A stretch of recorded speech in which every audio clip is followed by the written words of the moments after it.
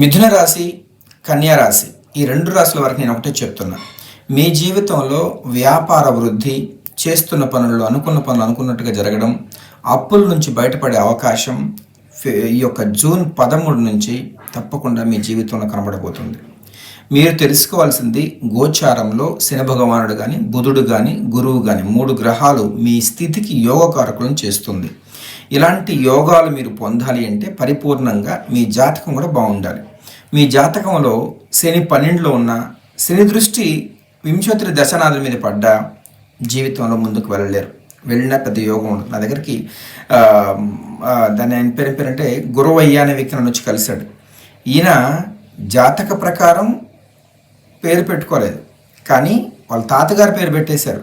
కానీ జాతకం చూస్తే మిథున రాశిలో పుట్టాడు. మంచి వ్యాపారం, బాగా సంపాదించాడు. ఎప్పుడు 2017-18లో అప్పట్లోనే దాదాపుగా 8-9 కోట్ల రూపాయల ఆస్తులు ఉండేవి. బాగా సంపాదన పరుడు. ఈరోజు ఆయన వేరే వాళ్ళ దగ్గర పోయి ఎంప్లాయ్మెంట్గా చేసుకుంటూ తను అప్పుల్లోకి వెళ్ళిపోయి కుటుంబం ఎక్కడ పడితే అక్కడ చిన్నాభిన్నం అయిపోయింది జీవితం. ఎందుకు అంటే జాతకంలో వింశోత్తరి దశలో 2వ స్థానంలో గనక శని గనక ఉండి అష్టమాన్ని చూస్తే కష్టాల పాలు కాక తప్పదు. ఇలాంటి వాళ్ళు ప్రత్యేకమైన కొన్ని దేవాలయానికి వెళ్ళడం, వీళ్ళ పేరులో కూడా సంఖ్యా విధానం ప్రకారం అక్షరం సరి చేసుకోవడం, ఇలాంటివి తెలుసుకోవాలి. అప్పుడే యోగం. కాస్త జాగ్రత్త పడండి, మీ జీవితం మారబోతుందని తెలియజేస్తున్నాను.